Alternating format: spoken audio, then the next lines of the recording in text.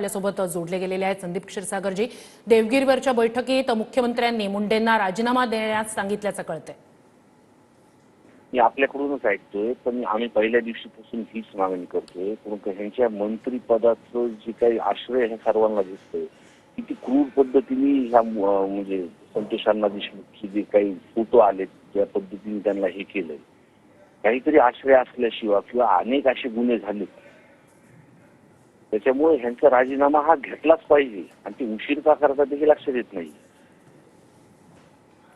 संदीप क्षीरसागरजी, डिसेंबरमध्ये ही घटना घडली, त्यानंतर सातत्याने तुम्ही सगळेच लोकप्रतिनिधी या संदर्भात आवाज उठवत होतात। विरोधक मुंडेंच्या राजीनाम्यासाठी सातत्याने आक्रमक होते। काल जेव्हा हे फोटो व्हिडिओ समोर आले, संपूर्ण राज्य हादरलं। त्यानंतर सरकारवर दबाव निर्माण झाला असं वाटतंय आणि त्यातूनच हा राजीनामा देण्यास सांगितलं गेलं असं वाटतं। तुम्ही बघितलं असेल, मागच्या नागपूर अधिवेशनाला सर्व आमदार पहिल्यांदाच म्हणजे सर्व पक्षाचे म्हणजे सत्ताधारी आमदार सुद्धा या विषयावरती बोलले।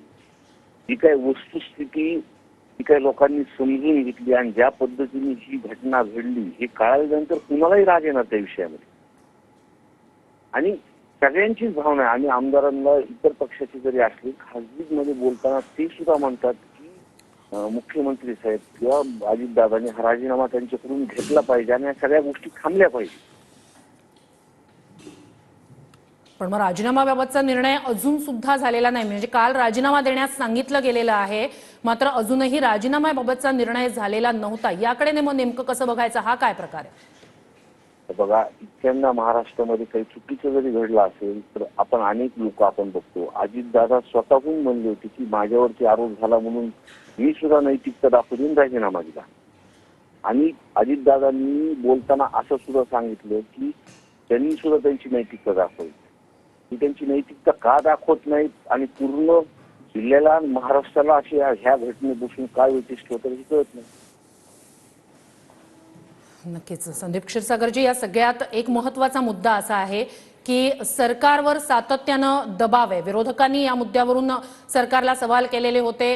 हे दुसरं अधिवेशन आहे, म्हणजे खरं तर ज्या मुद्द्यावरून तुम्ही सगळेच जण सातत्यानं प्रश्न विचारताय, काल पहिला अधिवेशनाचा दिवस पार पडला, विरोधक आक्रमक होते, या मुद्द्यावरून सातत्यानं मागणी करतायत राजीनाम्याची, मात्र अजून सुद्धा काल रात्री बैठकीत सांगितलं गेल्यानंतर सुद्धा अजूनही याबाबतचा निर्णय होत नाही। म्हणजे धनंजय मुंडेंचा राजीनामा देण्यास त्यांना सांगितलं गेलं, मात्र राजीनाम्याचा निर्णय नाही। याकडे मग आपण कसं बघायचं?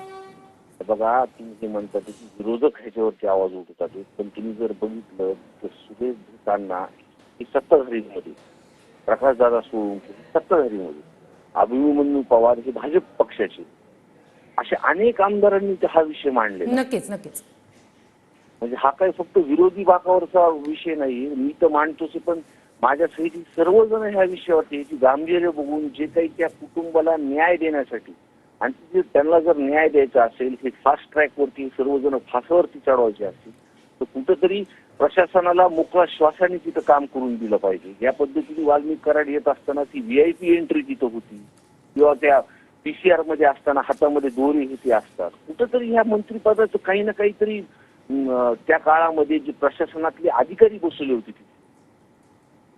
ते ह्यांच्याच माध्यमातून बसवलेत ना। आणि ह्यांचं श्रेय असल्याशिवाय जे तुम्ही फोटोमध्ये बघतात कशा पद्धतीने मुलं हसतात तिथे, म्हणजे त्या मुलांना असं माहिती आहे की काहीच होणार नाही उद्या, तर कारणच हे मंत्रिपद आहे ना। आता धनंजय देशमुख यांनी बोलताना असं म्हटलं की त्यावेळेला तातडीनं हालचाली जर पोलिसांनी केल्या असत्या तर आरोपी अगदी एवढ्या उशिरा नाही पण लवकरात लवकर पकडले गेले असते। पोलिसांनी वेळीच हालचाल केली नाही असं त्यांच्या बोलण्यात आलंय। आता पहिल्या वेळेस जर की ते विंडमिलच्या प्रकरणातून अॅट्रॉसिटी झाली असती, पोलिसांनी तिथे ऍक्शन झाली असती, त्यावेळेस सुद्धा प्रशासनाला कुणी कुणी फोन केले, कुणी कुणी थांबवलं। वाल्मिक कराड एवढा मोठा माणूस नाही, कुणी थांबवलं, 12 तास लागले ते गुन्हा नोंद व्हायला। लोक रस्त्यावरती बसले, मनोज जरांगे पाटील रस्त्यावरती बसले, तेव्हा ते गुन्हा रजिस्टर झाला। सभागृहामध्ये सगळ्या आमदारांनी जेव्हा आवाज त्याच्यावरती उठवला, सरकारने दखल घेतली, पण जे त्यांच्या काळात आलेले अधिकारी त्यांचं कुठेतरी श्रेय त्यांना दिसतंय ना तिथे। संदीप क्षीरसागरजी, आणखी एक प्रश्न आहे। आता धनंजय देशमुख बोलताना म्हणाले राजीनाम्याच्या प्रश्नावर की यांना नैतिकता वगैरे काही नाही आहे, वास्तविक हे सगळे फोटो, ही सगळी माहिती चार्जशीट गृह मंत्रालयाकडे होती, त्यांना हे सगळं माहिती होतं, मग त्यांना हे सगळे फोटो बघून संताप का नाही आला? तेव्हाच ही सगळी कारवाई राजीनाम्याची मागणी का नाही झाली? राजीनामा का घेतला गेला नाही? असे काही प्रश्न उपस्थित केलेत देशमुखांनी. नाही नाही, ते खरं बोलतात ना. त्या कुटुंबावरती जे काही गोष्ट अजून सुद्धा तुम्ही त्या कुटुंबाला जर भेटायला गेलं तर त्यांच्या डोळ्यातलं पाणी थांबत नाही. त्यांची ती लहान मुलगी असेल, धनंजय असेल, की त्यांची आई असेल, सगळे घरची लोक असतील, ते लहान लहान लेकरं असतील, त्यांची भावनाच आहे ना. आणि त्यांनी जे म्हणले ना ह्यांना नैतिकता नाही, ही खरंच गोष्ट ते बोललेली. यांना म्हणजे कोणाला? गृहमंत्र्यांना? नाही नाही नाही, हे धनंजय मुंडे साहेब. ओके. अजित दादा तर स्वतःच म्हणलेत ना, त्यांनी त्यांची नैतिकता दाखवली पाहिजे. मी माझ्यावर आरोप झाला तेव्हा मला सुद्धा मी राजीनामा दिला होता. ठीक आहे. संदीप क्षीरसागरजी, या सगळ्यात एक महत्त्वाचा मुद्दा असा उपस्थित होतो की काल जितेंद्र आव्हाड असं म्हणाले की जर मुख्यमंत्र्यांनी ठरवलं तर अर्ध्या तासात राजीनामा होऊ शकतो. म्हणजे या सगळ्यानंतर हा सवाल मुख्यमंत्री आणि गृहमंत्री फडणवीसांच्या संदर्भात सुद्धा उपस्थित होतोय की ते सरकारचे प्रमुख असताना, इतका सगळा आक्रोश असताना, राज्यभरातून या मुद्द्यावरनं म्हणजे सरकारमधल्या आमदारांसह विरोधकांमधले आमदार सुद्धा या मुद्द्यावरून सवाल करत असताना सुद्धा हा निर्णय अजून सुद्धा घेतला न गेल्याचं नेमकं काय कारण असू शकतं किंवा का घेतला गेला नाही हा निर्णय? बघा, ह्याच्यामध्ये दोन बाजू आहेत. जेव्हा अधिवेशनामध्ये सर्वजण बोलले, सरकारने ह्याच्यावर जे काय बोलले, तपासामध्ये जी काही चौकशी सीआयडीची लावली आणि त्या 2-3 दिवसामध्ये मुख्य आरोपी हे वाल्मिक कराडला केले. म्हणजे प्रशासन तिथं लक्ष देतंय. आम्ही सुद्धा त्या यंत्रणेमध्ये काही लोकांना रोज बोलतो, तर तिथं कन्व्हिक्शन हा विषय ते पूर्ण गुन्हेगारांना तिथं आहे.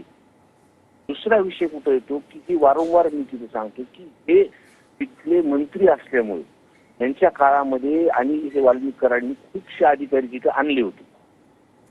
तपासामध्ये सुद्धा जो काय उशीर झाला की सभागृहापर्यंत जाण्यापेक्षा जेव्हा ही घटना घडली, 12 तास लागले हे गुन्हा नोंद करायला.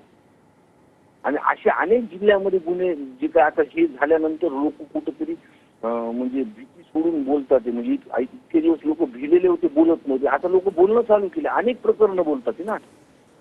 आणि हे बघून तरी त्यांनी राजीनामा दिला पाहिजे. नक्कीच संदीप क्षीरसागरजी, तुम्ही आमच्याशी संवाद साधलात त्यासाठी धन्यवाद. फडणवीसांनी